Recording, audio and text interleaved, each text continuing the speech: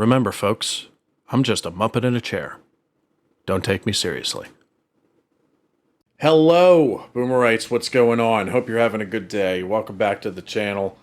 And if you've seen the thumbnail and clicked on this video, you'll know that this is the 100,000 subscriber special that I'm going to do for you. People have asked me for quite some time, what are you going to do anything special for the 100,000 subscriber count? Yes. This particular reaction, though, is Jeremy Clarkson's The Greatest Raid of All.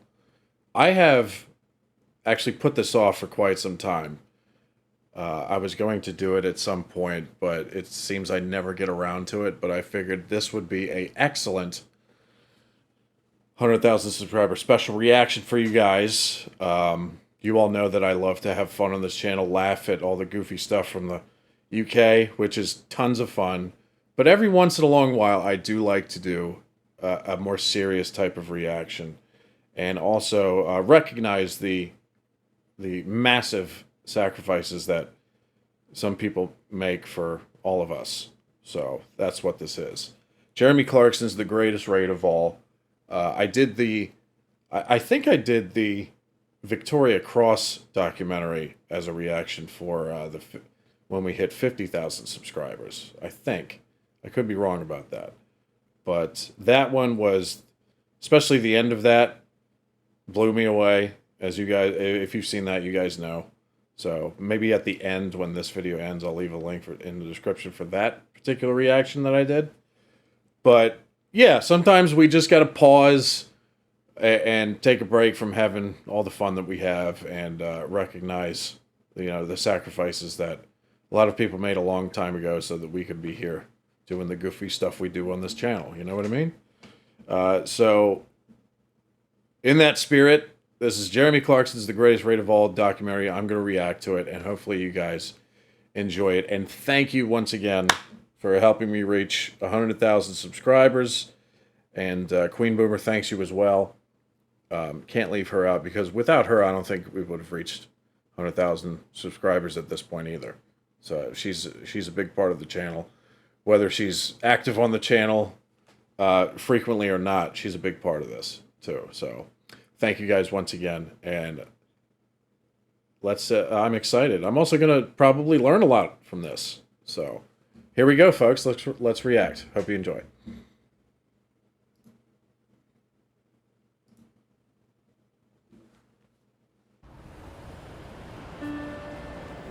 A couple of years ago, I made a TV program about my father-in-law who won a Victoria Cross at Arnhem.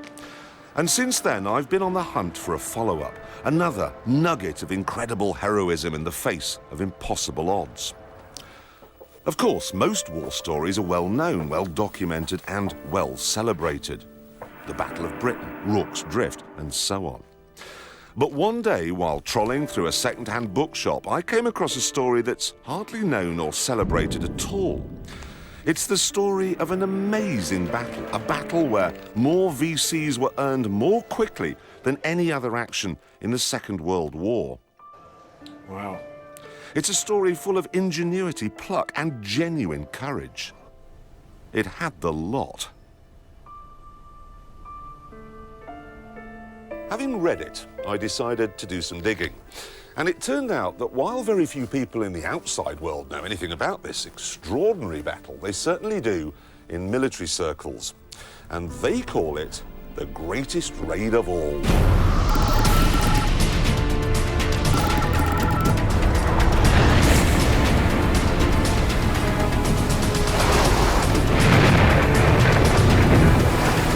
In 1941, the Battle of Britain was won, but the Battle of the Atlantic was still raging, and we were losing. German U-boats were running amok among the convoys bringing supplies from America. 9 million tons of shipping had already been sunk, and the shipyards in Britain simply couldn't replace it fast enough. Britain was beginning to starve.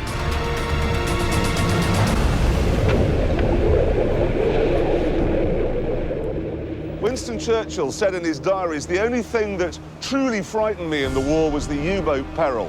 Said he was even more anxious about the Battle of the Atlantic than he was about the Battle of Britain. And then into the equation That says a lot. sailed the Tirpitz.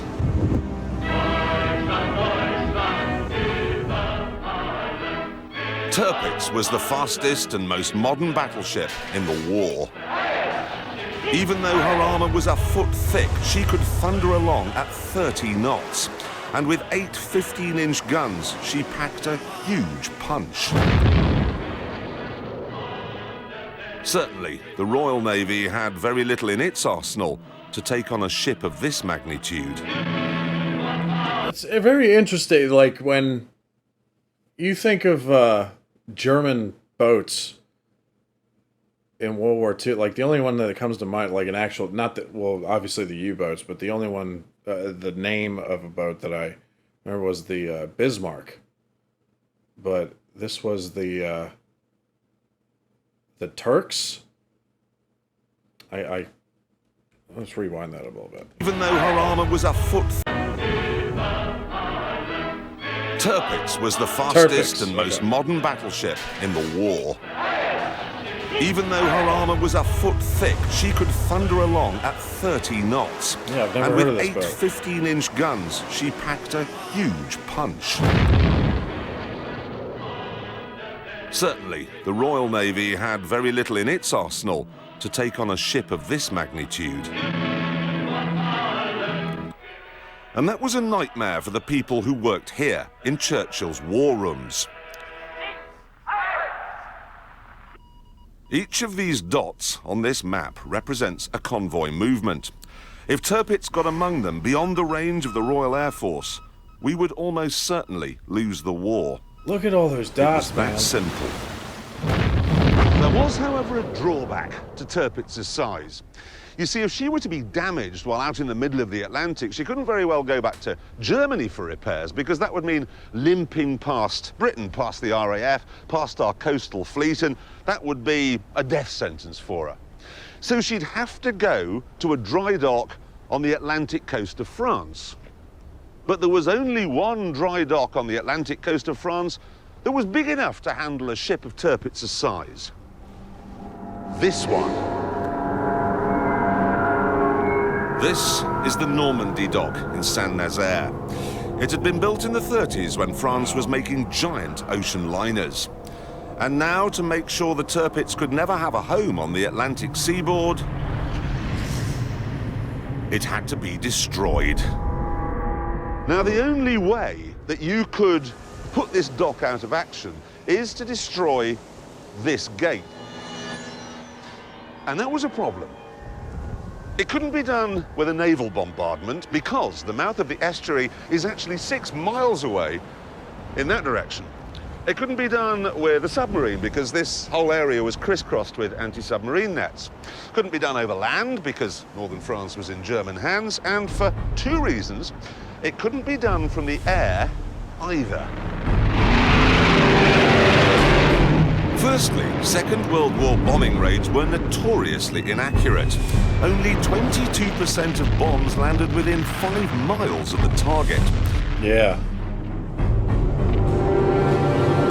You know what else is crazy?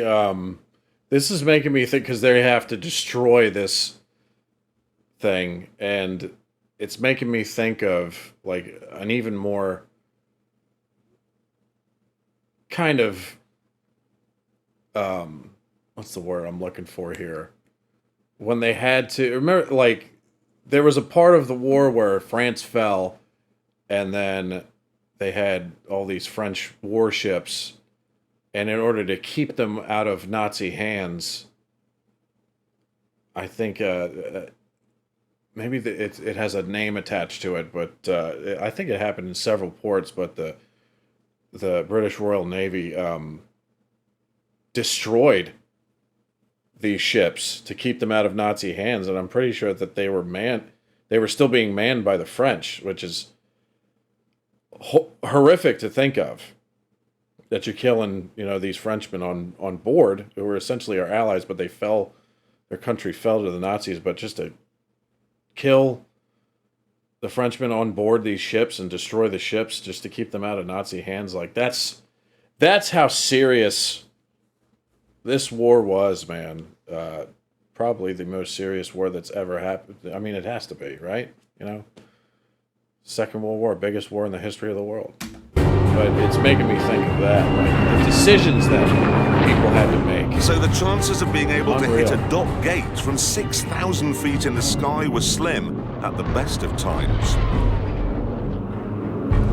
And it wouldn't be the best of times because right next door to the dry dock were 14 U-boat pens. Ooh.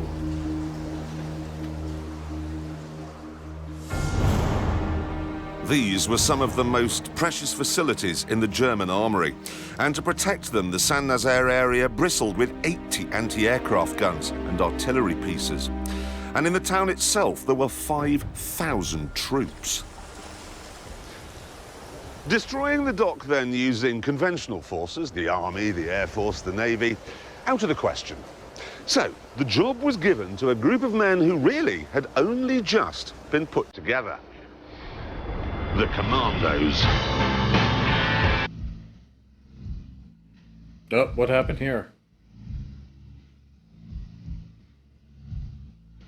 The Commandos were the brainchild of Churchill, who'd seen similar outfits operate successfully in both the Boer War and the First World War. A small number of highly trained soldiers would get in fast, do a huge amount of damage, and then get out before the enemy had time to get organised. Churchill liked this. He called it the butcher and bolt approach. So what kind of men were they? Hard Well, men. if popular myth is anything to go by, they were lantern-jawed killing machines who could headbutt their way through oak doors. The reality, though, was rather different. Gerard Brett in my regiment was in my commando, 12 Commando, and he'd written a book on the Byzantine age or Byzantine architecture or something. One fellow who got a divinity degree from Trinity College Dublin. Lance Corporal Potts had been a don at either Oxford or Cambridge. They included a poacher, a TT, motorcycle rider, so a mixed bag. What they represented was a complete revolution in the concept of soldiering. Because they were chosen for their individuality, their intelligence, their initiative. And nobody embodied that ethos more than this man, Mickey Byrne. I've got his autobiography here, and what a life. He had a privileged upbringing, Winchester, Oxford, and then he met Guy Burgess, the chap who went on to become a Soviet spy, and they became lovers. Mickey, though, became a Nazi sympathiser, went to Germany, met Hitler, got a signed copy of Mein Kampf, and was one of the very first people to be shown around Dachau, the concentration camp. He knew Bertrand Russell, he knew Audrey Hepburn, he knew the King and Queen, he even met Roosevelt. He really was a Telegraph obituary writer's wet dream. But all things considered, not the sort of man you'd expect to find in a commando's green beret. He did all that. He was a Nazi sympathizer, and he met Roosevelt. It sounds like he met everyone who was important and had some power. Had a lot of power back then. But he's also a commando? By the start of the war, however, Mickey had seen the Nazi threat for what it really was, and had found something else to suit his maverick streak. The Commandos. People were left to make up their own minds.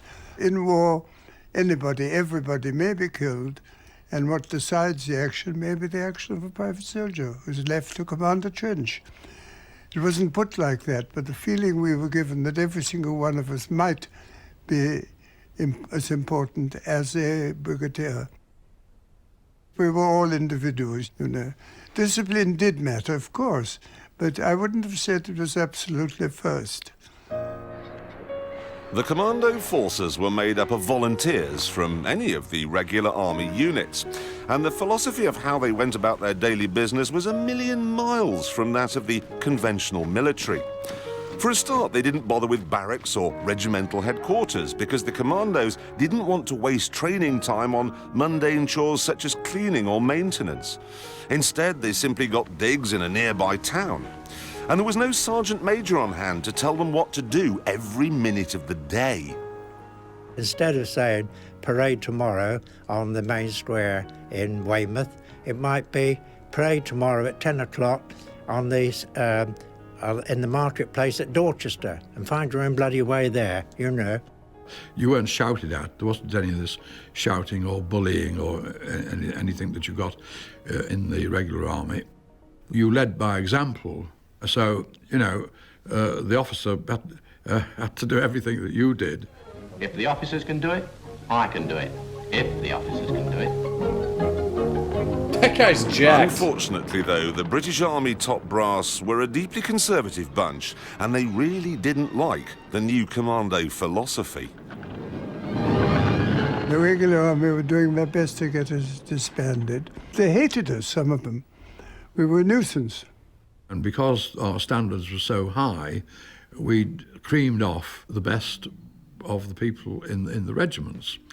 And in fact, a lot of COs refused to allow people to volunteer. This resistance by the regular army certainly got Churchill's back up. What I have here is a letter he wrote to the Secretary of State for War.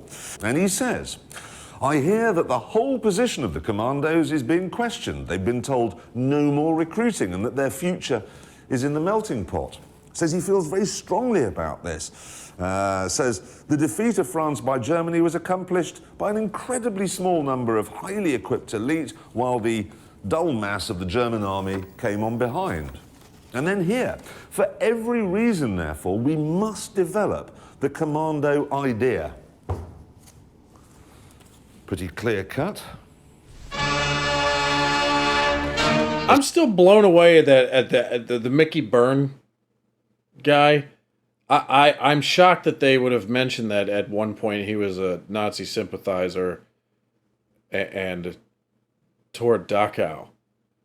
And it's like, if he ends up being in this as a commando and pulling off, you know, the greatest raid of all, which I know nothing about so far, but he ends up doing that, like, you won't see many documentaries that mention, like, you know, that they held a different viewpoint, especially one that is, you know, so ostracized from society today. You know, it blows my mind that they would mention that. You know, it's like mentioning their flaws before their good deeds. It's especially in a World War II documentary. I'm like blown away that they thought that they should mention that. You know, maybe Mickey Byrne had said, like, hey, I used to think this way, go ahead and put it in there. I don't know. But I'm just very surprised that they would put that information in a documentary like this. As 1941 drew to a close, Japan joined the war, and the Royal Navy had to send a fleet to the Far East. So there was even less to hold the Tirpitz at bay. What's more, we were losing the Battle of the Atlantic. We were losing in North Africa, and London was in ruins. So if Churchill's commandos really could smash up Saint-Nazaire, it might give a sense back home that Britain wasn't finished just yet. Everywhere almost we were on retreat, and people were really becoming negative, and Churchill wanted something which would be successful aggression.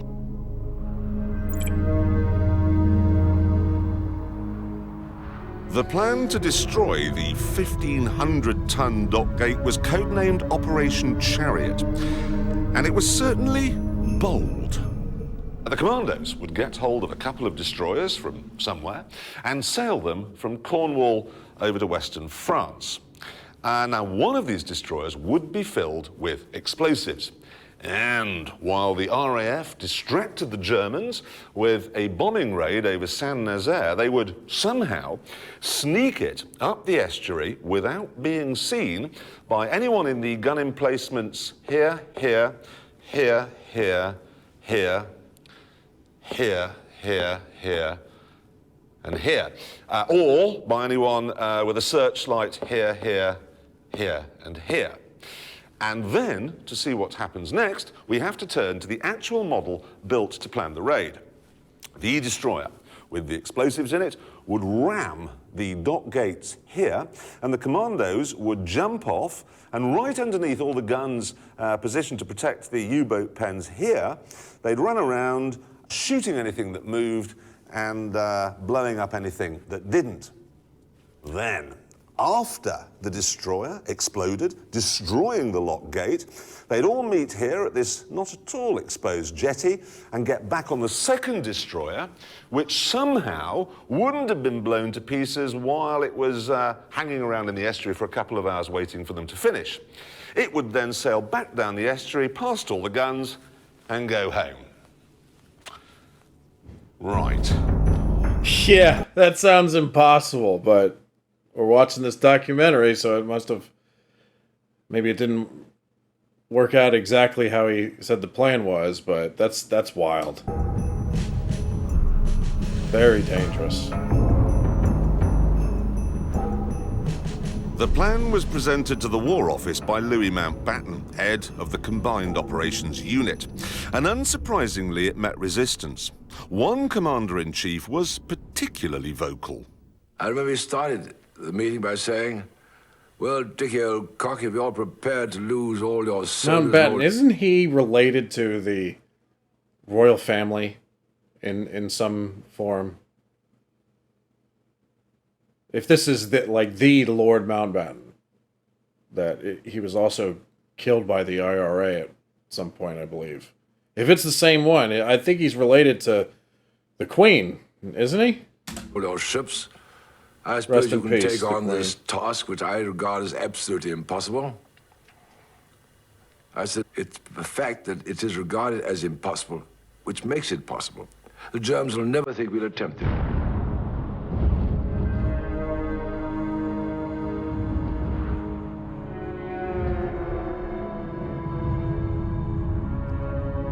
Mountbatten's enthusiasm certainly didn't rub off on the RAF. You can see here in these Operation Chariot minutes that the powers that be requested a force of about 100 aircraft for the diversionary bombing raid in 3 waves. But on the back, Vice Marshal Saunby says, "I don't agree that such a heavy scale of attack is needed. We want about 20 Whitleys, which are bombers, hanging around overhead, dropping an occasional bomb." And he's backed up by one of his advisors, this chap called Willits, who really says that Operation Chariot can whistle for their 100 bombers. He says Bomber Command can provide no more than 35 aircraft without prejudicing their other commitments. You might have thought the Navy would be keen, especially since the operation was designed to neutralise the Tirpitz. But no. The Commander-in-Chief here from Plymouth Command writes, the plan entails the sacrifice of the landing party and endangers 2 valuable ships for a small chance of success. He actually says negligible chance here. And there's another guy writing here who says, I'm not hopeful as regards the result of the impact between the destroyer and the lock gates. I think the lock gates will remain partially intact and the destroyer will look silly. If that happens, much of the proposed plan fails. Eventually, though, the Navy did find one boat. It was called HMS Campbelltown, a clapped-out American World War I destroyer that was on loan to the British. She was not ideal for the job, known for her poor slow-speed manoeuvrability and her large turning circle. But these drawbacks didn't dampen the spirits of the commandos. I thought we would get away with it, that I would be wounded romantically and a beautiful nurse would look after me in hospital. I was very young.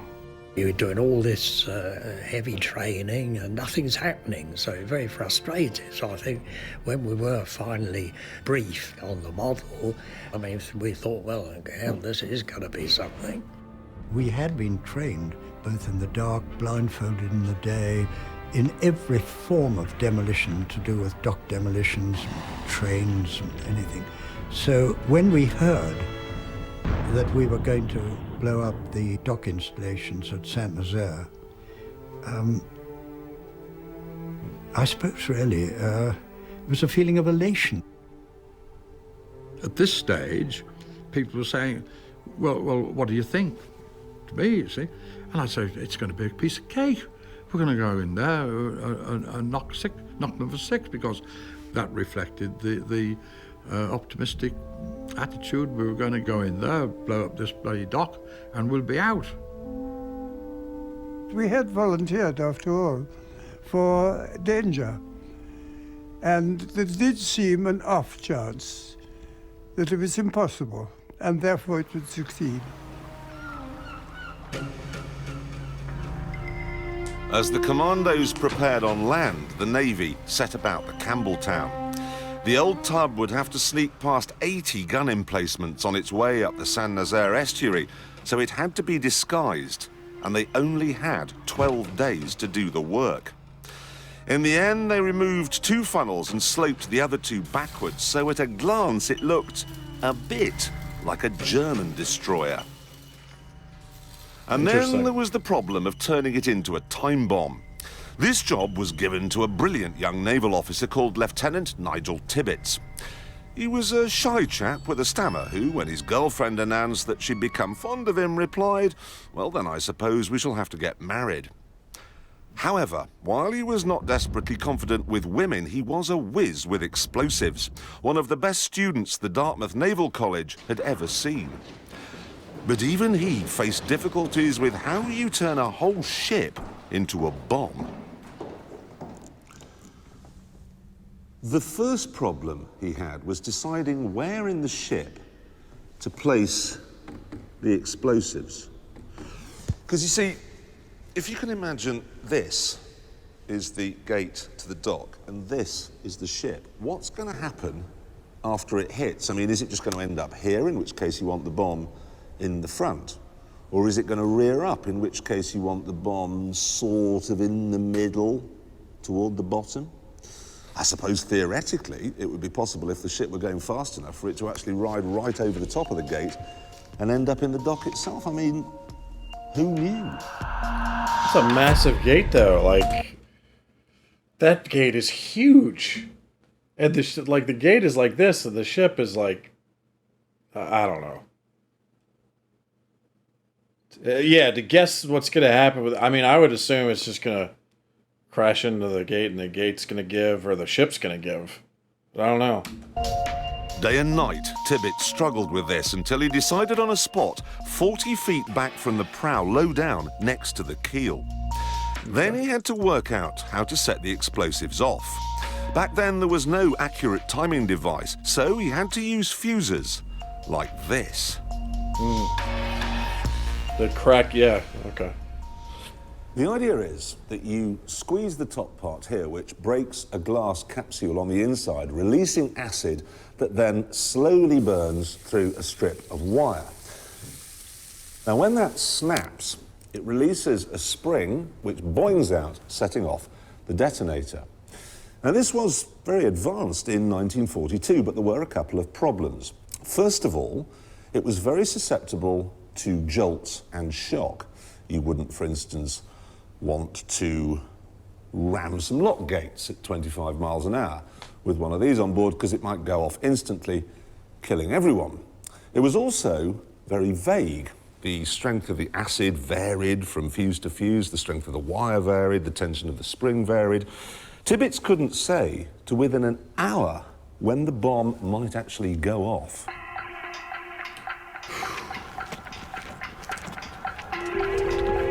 Choosing what explosive to use, however, was fairly straightforward. He went for amatol, and to show how big a bang that produces, we've placed a pound of something similar between the front seats of this car. 3, 2, 1, fire in! That was a pound. Tibbets was going to use 4 1/4 tons. Still, even if the explosives and the fuses could be trusted to work properly, and even if they could get across to France without being detected and up the estuary without being blown to smithereens, and even if the Campbelltown could hit the lock gates exactly right and the commandos could get off and do whatever it is they had to do, they still had a problem. How do they get home again? Yeah. Because the Navy wouldn't provide a second destroyer, they were instead given 16 of these. Oh my lord. Today, this Fairmile ML is a tourist boat taking trippers around Torbay, and certainly it's better suited to this than it ever was for Operation Chariot. They're made of Bakelite bonded plywood. It was a cheap, mass-production boat designed primarily to make the Navy look bigger than it really was. May God speed all who sail in her. It certainly wasn't particularly good in the open sea. It tended to roll badly in a swell, which made everyone on board queasy. It's not so bad if it was only used to bring the soldiers home, but this little fleet would also be used to get half the commandos out to Saint-Nazaire as well. So there'd be 15 commandos wedged down here with all their kit. And when they got to the other end, they'd be expected to get out and start fighting immediately. It's a jerry. There wasn't only seasickness to worry about, because while each ship had small guns fore and aft, it didn't have any armour. No, really. All that stood between the German guns and the men down here were, a few planks of wood. Wow. And to make matters worse, each boat was fitted with 2 500-gallon long-range fuel tanks, which were completely exposed on the deck. Campbelltown was a bomb on purpose. These things, they were bombs by accident. Honestly, it's hard to think of any vessel less well-suited to the job in hand. Yeah, it seems like it. The commandos were hard men, good fighters. But they'd been picked for their intelligence as well, so they must have known that the chances of getting to Saint-Nazaire were small. The chances of doing the job were microscopic, and the chances of them getting home again on a wooden boat, groaning under the weight of exposed fuel tanks past an alerted enemy, were virtually non-existent. They must have known that Operation Chariot, for the vast majority, was going to be a one-way ticket. We were all of us told if we wanted to leave a letter for our next of kin or our loved ones, you could do so, and you wrote on the envelope to be posted in the event of my failing to return. And there was one, Sergeant Bill Gibson, who I knew them all very well indeed. And I remember seeing his face, and I knew he was going to be killed. My dearest Dad, by the time you get this, I shall be one of the many who have sacrificed their unimportant lives for what little ideals we may have. I can only hope that by laying down my life, the generations to come might in some way remember us and benefit by what we've done. At a time like this, I turn to you, Dad, and God. I hope there will be peace for everyone soon. My love to everyone. I'll remember you. Your loving son, Bill. That's something that I think is lost in time. And I'm not talking about men like him. I'm talking about writing letters. I'm sure, not a lot of people write letters today, like personal letters to someone you care about. I'm sure some people still do it. But I feel like in those days, it was an art form. And almost everyone back then was an artist when it came to that. Just, you read letters from back then. My father still has letters that my grandfather sent to my grandmother during World War II. And reading them, and he was not an educated man. But reading the letters, and words are often misspelled, but the message and the way with words and the art form is there. You know what I mean? And I think that's lost, which is really unfortunate. It's one of my favorite things to do when I'm at like a museum that honors soldiers that fought in wars, whether it's, you know, like the American Civil War or World War II. It's anything like prior to, you know, the last 50 years. If you read letters that soldiers sent back home, it's just beautiful, beautiful writing. And I think that's lost. By the way, I just want to mention, I forgot to put this on. I still have this. This is my grandfather's dog tag. Sometimes, I think when I did the Victoria Cross, some people were asking me about the dog tag, and I think I mentioned that this is his. Notice it's only one. My father has the other one, and we got him as necklaces, kind of a thing to remember him by. But I usually keep it right here. I used to wear it more often, but I tend not to wear it as much anymore in fear, because I'm afraid I might lose it or something, you know? But it is there for those of you who are still wondering. But anyway. Somehow I thought it's unlucky to write your last letter to your parents. No, my attitude was I'm coming back. Two of men came to me and said, would you take these letters home to our wives if we're killed? And I said, but wait a minute, I'm going with you. Oh, you won't be killed, they said. They were both killed. Oof. The Saint-Nazaire raiders weren't allowed to reveal details of the operation to their loved ones. But for the bomb designer Nigel Tibbets, recently married and the father of a young son, the thought of keeping his wife in the dark was too much. So he told her. And she said afterwards they both sort of knew he wouldn't be coming back. Wow. So as the commandos gathered here in Falmouth in Cornwall, ready to join the Campbelltown and the little boats that were anchored out there in the bay, Lord Mountbatten gathered them all together, and very unusually, he said to them that any man who wanted to step down could walk away without a stain on his character. Not one of them did. No, they usually don't.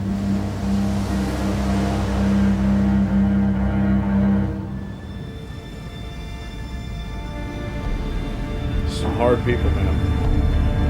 At 2 p.m. on the 26th of March, 1942, the Armada set sail, with 264 commandos and 357 Navy personnel on board. That's a total of 621 men. Only 227 would come back. Whew. Fuck.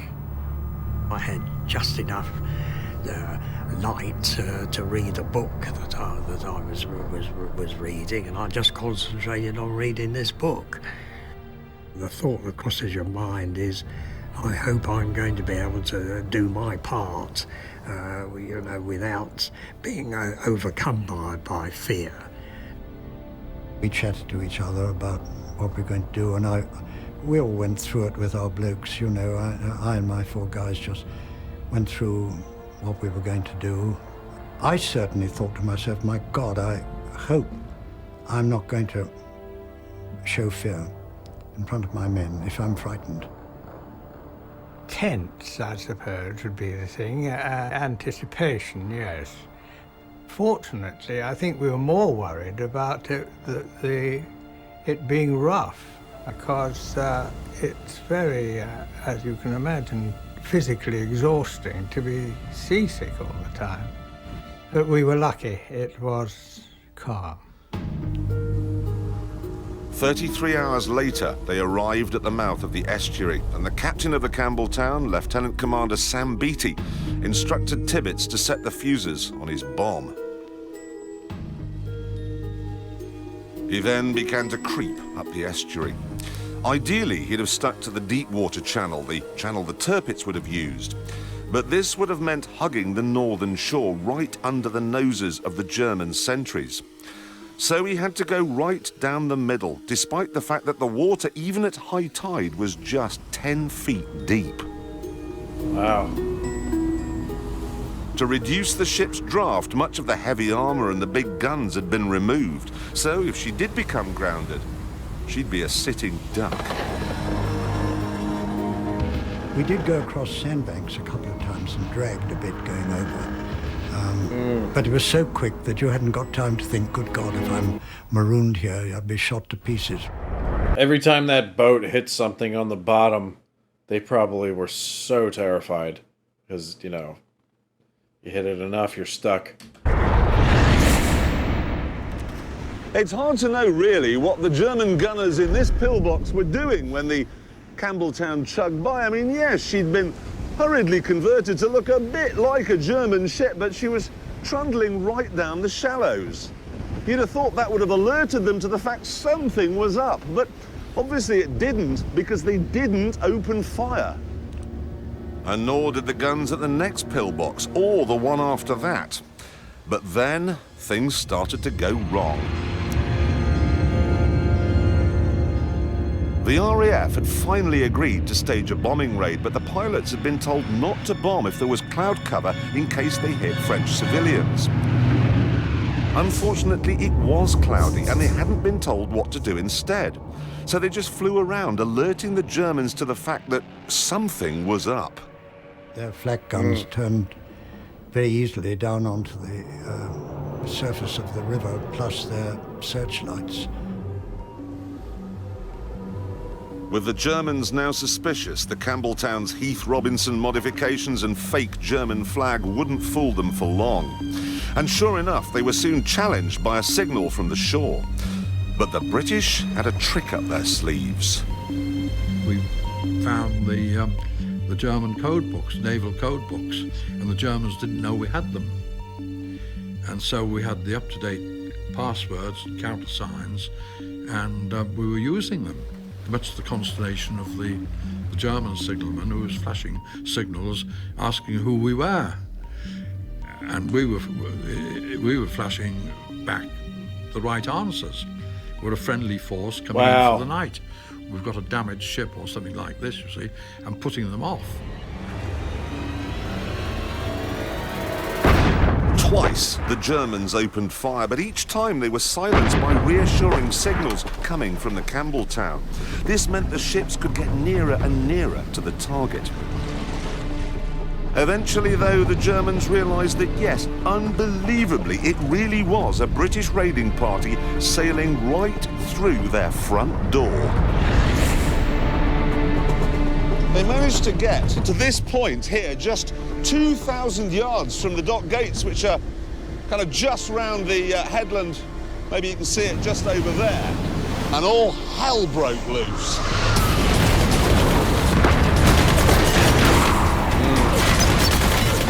There was an awful lot of stuff hitting Campbelltown. I mean, it was absolutely hitting our poor little MLs, but Campbelltown being the big target, you know, and there was a sort of glare of searchlights. The air was filled with things that whistled, hummed and shrieked, and every one of them lethal. The main focus for the German gunners was the bridge of the Campbelltown, where the captain, Beatty, was trying to keep a steady course by calling out steering directions. The chap at the wheel was killed. His place was taken by another rating who was killed almost immediately. So then a chap called Montgomery, who was a Royal Engineer, took over, and he was standing there thinking, what do I do with this? When suddenly there was a tap on his shoulder and a voice said, I'll take it, old man. And it was Tibbets, the egghead, the brilliant scientist from Dartmouth, the man who designed the bomb in the bow, found himself at the wheel as the destroyer was on its final charge.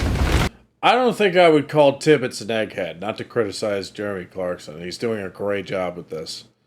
But an egghead, that man, maybe he's not very social, but it sounds like he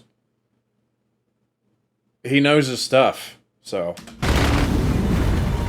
I remember a red-hot shell passing through the wardroom just over our heads and going on out and didn't explode. If just one shell hit the rudder or the engine, or worse, the bomb in the bow, the mission would be over. But at this point, it wouldn't have mattered because Beatty was lined up on the wrong lighthouse, so he was heading for the wrong target. At the last minute, a searchlight picked out the lighthouse over there, the green one, and Beatty realised his mistake. He barked out an order, So Tibbets swung the wheel hard to the right to try and miss the jetty here, and then hard to the left again. And you've got to remember, he's in a ship that doesn't handle, doing 22 knots at night under a hail of enemy fire, and yet he managed to just graze the jetty there. And it's just an extraordinarily brilliant piece of seamanship. They came round the old mole, they're really shifting at this point. And pretty soon you can pick out the dock gates. There they are, look. There they are. Maybe, I don't know, 500 metres to go. Really cranking it up now, the old girl. Imagine what it would have been like to have been doing this on that night in March 1942. Dark, searchlights, cannon, machine gun, massive fire coming from that bank.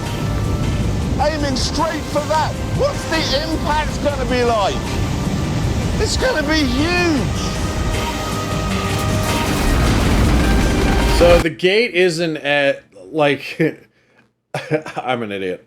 I remember that shot of Clarkson in the on the other side of the gate where it's massive. You know, I was thinking like the boat had to get past that. So, of course, the water on the other side is more up to where the gate is. So, sorry about that, idiot boomer. But yeah, it looked now from this view, it looks like that ship might slide over it. You know, I don't know, but I was thinking of Clarkson inside the thing from land, and then you're looking at that massive gate. Because, you know, I'm an idiot.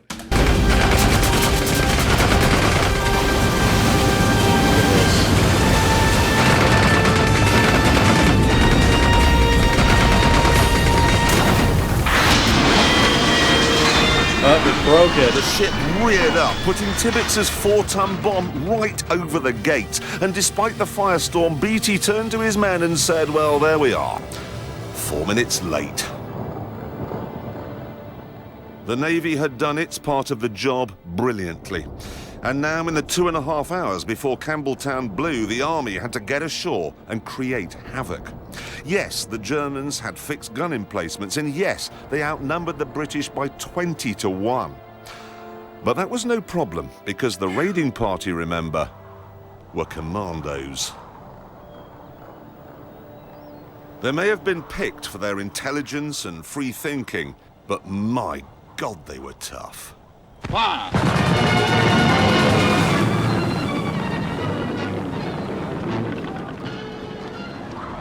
The backbone of their training was speed marching, and each commando unit would compete to see who could go the furthest in the shortest time.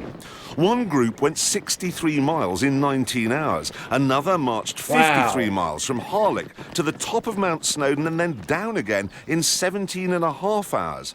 And remember, they did this while carrying 60-pound packs on their backs. Yeah, they carry a lot of weight. It's the most important thing, even on speed marches, where our great aim was to get the chaps to do 15 miles in full kit in just under 3 hours, finish up on the assault course and firing, and then leisurely go up to the top of Ben Nevis. It's all part of mentally equipping them to do anything. Not only was commando training tough, but it was also revolutionary. The regular army would stay fit by doing star jumps in PE kit. The commandos trained in harsh terrain in battle dress. They invented the assault course. In fact, their methods were so advanced, they're still used by elite forces today.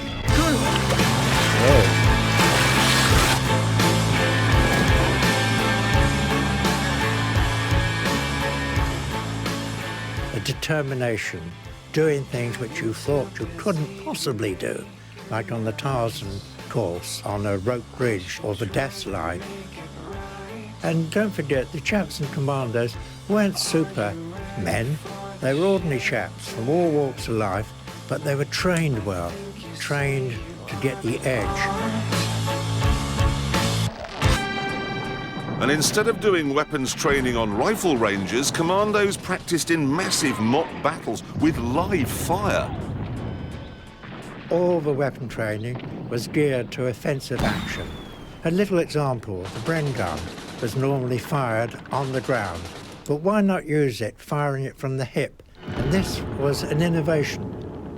And they weren't just revolutionary with guns either. Oh, wow. They also learned unarmed combat, stuff no regular soldier had ever even heard of. How to tackle a bloke with your bare hands. Knock him out, spoil his prospects, and pinch his weapon. And I like how it's how to not how to tackle a man, how to tackle an enemy soldier, how to tackle a bloke. I love it. I love it.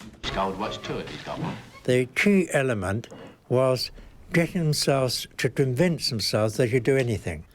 And you can only do that in the military sense if you train people to urge them on and overcome their inner fears and give them supreme confidence.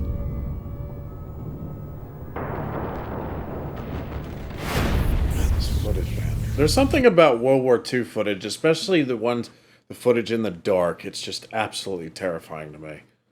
So you can only imagine what it was like, you know, in real time if you were there. But I've always found World War II footage, night footage in particular, to be just extremely visceral and terrifying, because most of it, other than the flashes and stuff and like the silhouettes, it leaves a lot of it up to your imagination of how terrible things are going in that moment, you know. Back in Saint-Nazaire, the commando raiding party would need all that confidence just to get ashore.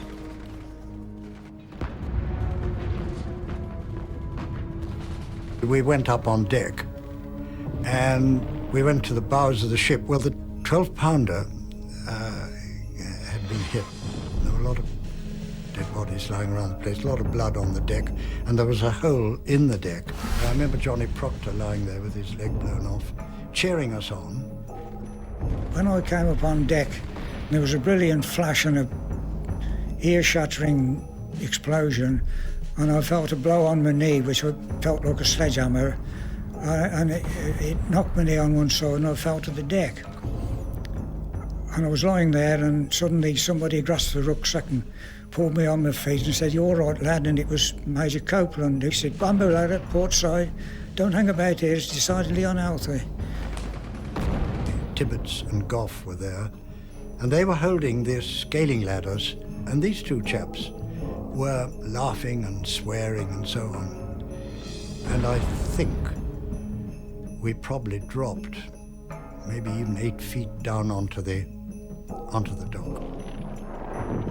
The next thing was Germans, and they said, "Handy hoch," and I said, "Handy hoch to you."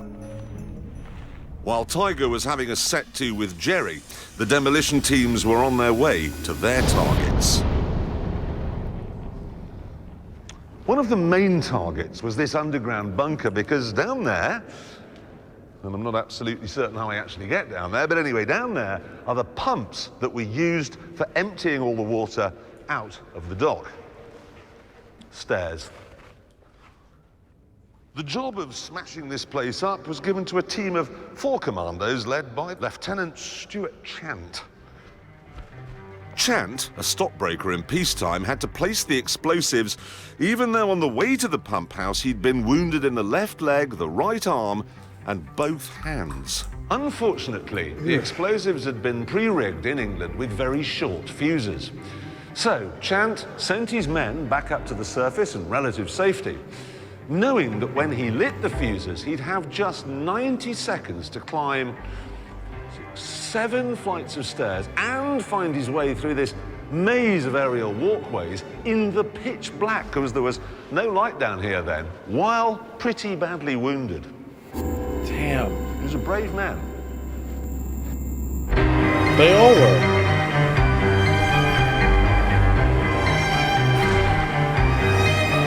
But to do that, yeah, in pitch black darkness, and you got all those wounds, my God. Chant made it. Oh! And the pumping house was gone.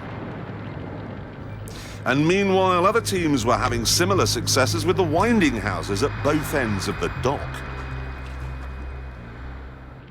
I went up to my colonel and saluted him and said, so we've blown up the northern winding house. And he said, well done, old boy. So I said, I'm now ready to go back to England, sir. At 2:30 in the morning, the surviving commandos came here, where they'd arranged to meet the small boats that would take them home. They were pleased as punch with the way things had gone. But the elation was short-lived, because the scene that greeted them out in the estuary was truly horrific. Almost all of the wooden MLs with their exposed fuel tanks had been blown to smithereens. According to witnesses, the whole estuary was on fire. Oh my God. Tiger Watson came round this corner, found himself face to face with a German sniper. I ran forward, saw him lean forward, pressed the trigger of my Thompson submachine gun, and typically Watson, the magazine was empty. Click, click. Unfortunately, his magazine wasn't empty, and his shot broke my arm and bowled me over. A party of Germans ran up to him, and one of them actually used the cliched expression, for you, the war is over. And I thought, well, I shall have to, escape eventually, but don't feel quite up to it at the moment. I knew, I was almost certain I'd be killed because there was a watch point, a tower, and I had to go past it. The Germans must have seen me, and I knew they'd fire, and they did, but they hit me in the back and the arm and the leg. Chant, the stockbroker who'd blown up the pumping house, made it to this point when a machine gun bullet fired from the top of the U-boat pens over there took his knee joint out. He was no longer able to walk, so he was captured as well. The commandos realised that they were trapped on an island and that the only way off it and into the town was across this bridge, which was guarded by what must have seemed like half the German army. By the time they got here, there were only 80 of them left, but plainly, they still had some fighting spirit left because they just formed themselves into a sort of great big mass and charged. Captain Roy had now led the assault across the bridge. Streams of bullets hitting those girders, ricocheting off the roadway. Machine guns, pom-poms, rifles. It was like a damn good November the 5th, only more so.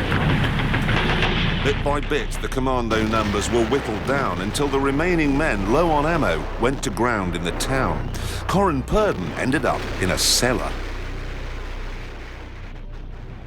We suddenly heard all this shouting outside, and then the door burst open, and there were Germans standing there with their coal scuttle helmets and their weapons, looking terribly tense. Frankly, if I'd been there, I'd have chucked a couple of hand grenades down and finished us off, but they didn't. And the colonel, who had his pipe in his mouth, just sort of walked up the steps and said, well, we've done what we came to do, that's that. The British could only console themselves that despite the failure, they had at least fought like lions. They were patting us on the back there, the Germans were. Amazing. Yes, they probably couldn't believe it, that anybody would venture up into a submarine base heavily defended. Yeah. Some of the stories of bravery were incredible. Out in the estuary, one of the surviving MLs had gone head-to-head with a much more powerful German destroyer. The British gunner, a commando called Sergeant Tom Durran, was asked to surrender on a number of occasions, but even though he'd been shot 16 times, he kept on firing until he was overcome by the loss of blood and passed out.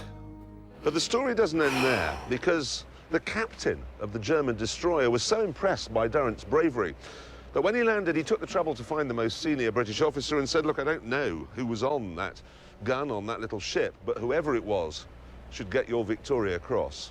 And he got it. One of 5 awarded as a result of the action that night. So the commandos had fought well, but all they had to show for it was a destroyed pumping house and 2 damaged winding stations. Even at 10 a.m, the Campbelltown still hadn't exploded. And by this stage, the ship was crawling with German souvenir hunters. There was a real possibility the bomb might be discovered and defused. At one point in the morning, Mickey Byrne was marched along here, right past where the Campbelltown was embedded in the gates, and that called for a remarkable piece of acting.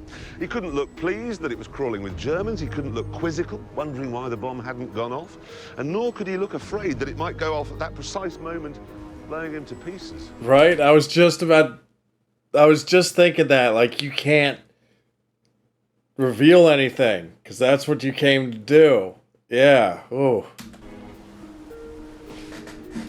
Among the prisoners was the Campbelltown's captain, Sam Beattie, who was being held in a nearby hut. I was interrogated by a German who spoke very good English. He discovered that I'd been in Campbelltown, and he was remarking that it was no good ramming a stout cassoon like that with a flimsy ship. At that moment, there was a bang. Yep, here it is.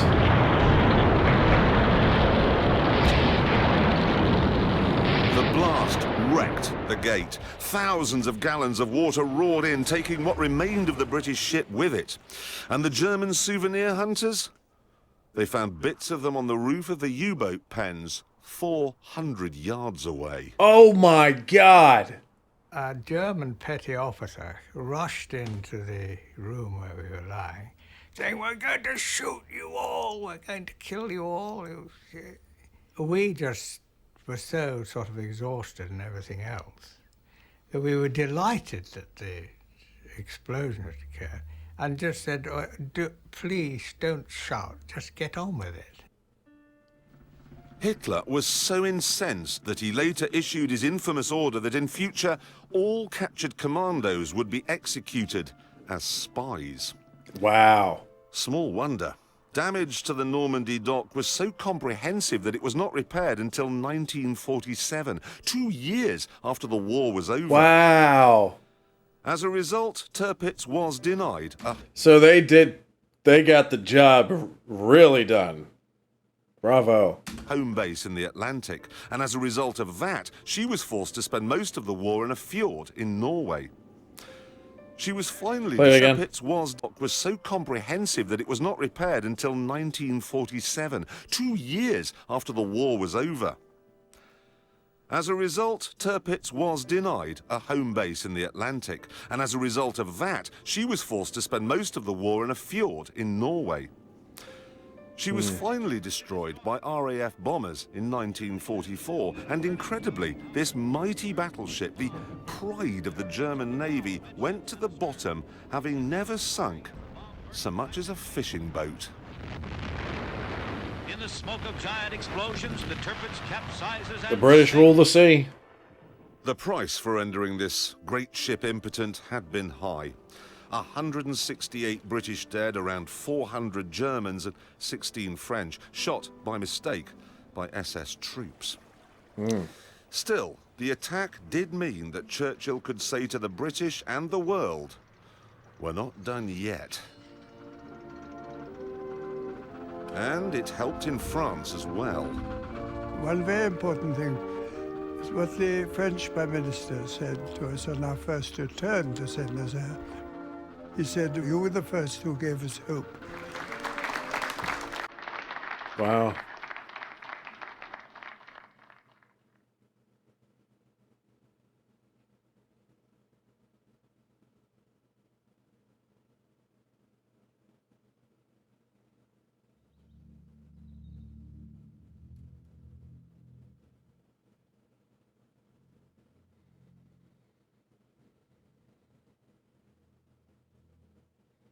And what of the men, the commandos and the sailors who brought them on this, the greatest raid of all? Well, Tommy Durrant, the sergeant who took on a German destroyer, was captured and died of his wounds shortly afterwards. The bomb designer, Nigel Tibbets, after he'd steered the Campbelltown into the dock gate, helped wounded men onto a nearby ML and headed for home. But his little boat was hit by machine gun fire and, as his wife had predicted, he was killed. Today, the great moments of military history are marked with imposing monuments, and their anniversary is honoured with much pomp and ceremony. But to find a memorial to the greatest raid of all, you have to go to a car park in Falmouth, in Cornwall. It's just a rock propped up against some railings, and it seems rather small. Yeah. I've always had the feeling that anything that really offers some hope, whether it's international or national or even individual, some idea of your own, and it's impossible, never think so. Try it. Good night.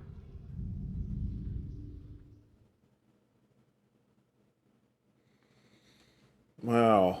Good night. Let me pause this right here so I can read it. Operation Chariot. In this harbor. I can't read the right side very well. Successful raid. I mean, at least there's something there to stand as a memorial or a monument. But wow, that was an incredible story. Absolutely incredible.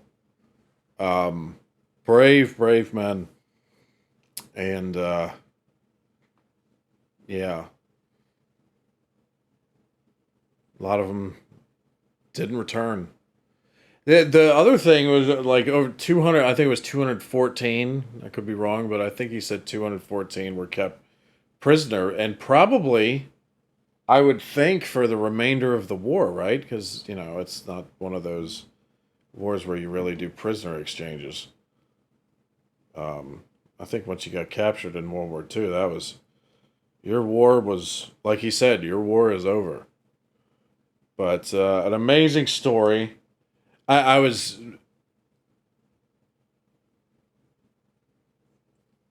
It hurt to hear that those... What was it, like 15 or 16 boats, the wooden ones, that a lot of them came aboard, most of them were shot up into flames, and it set the inlet on fire, most of it. Just... That was a very daring raid. But what does Del Boy say? He who dares wins. I think that's the case with this. Not to inject comedy in this or anything, but that's an amazing, amazing story. 5 Victoria Crosses. And because I've seen that Victoria Cross documentary, it's like one of the hardest medals to receive in any country. Not just the UK, but any country. It's like, you know, I think it's given out 5 times less than the Medal of Honor here in the United States. So the fact that 5 Victoria Crosses were actually, it says it right there. Yeah, 5 Victoria Crosses on the memorial. So that just, but even when you hear the plan of that, it just sounds like suicide. But you know, if it kept that the Tirpitz from causing havoc for the remainder of the war, and it sounds like it did, because the only casualty from the Tirpitz was a fishing boat, he said at the end there, I think, then this raid definitely did its job. So, but again, it's that World War II is just loaded with stories of massive sacrifices that people made so we could be here enjoying reaction videos and doing whatever it is that we do, you know? So, even though this channel, you know, 95% of it is reacting to comedy things, I do like to take time to take a step back and recognize, you know, what's the best way to say it? To recognize, you